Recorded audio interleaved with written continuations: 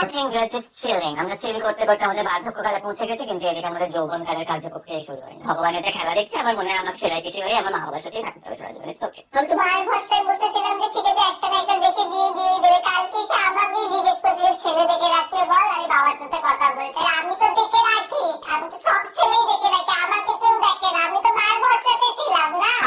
হবে না, এটা আমাদেরকে মাঠে নামতে হবে। সেটাই মাঠে নেমে গেলাম। বিয়েটা কি করে হবে? বাবা কি বলছি শোন না। হ্যাঁ শুনছি, বল না। আমাদের যত বিয়ে বাড়ি নিমন্ত্রণ করছে একটা অ্যাভয়েড করা উচিত না। নিমন্ত্রণ না থাকা সত্ত্বেও র্যান্ডম বিয়ে বাড়িতে ঢুকে যাওয়া উচিত। তো অবিবাহিত মহিলা যখন বিয়ে বাড়িতে ঘুরে বেড়াবে, কোনো মাসি জেঠি পিসি ঠিক চোখে পড়ে যাবে, কেউ না কেউ তার ভাসুরের ছেলের জন্য, বোনের ছেলের জন্য এসে ঠিক নিয়ে যাবে। হ্যাঁ ঠিক তো।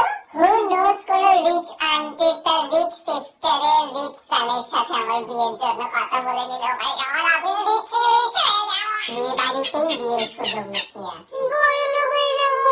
এই প্ল্যানটার মধ্যে না একটু জোর আছে, ব্যাপারটা মনে হচ্ছে এবার হয়ে যাবে। একটা পজিটিভ ভাইব আছে। Yes, I can feel that.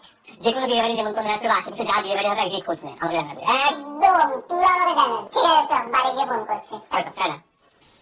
এবার মনে হচ্ছে বিয়েটা হয়ে যাবে। এই মাসে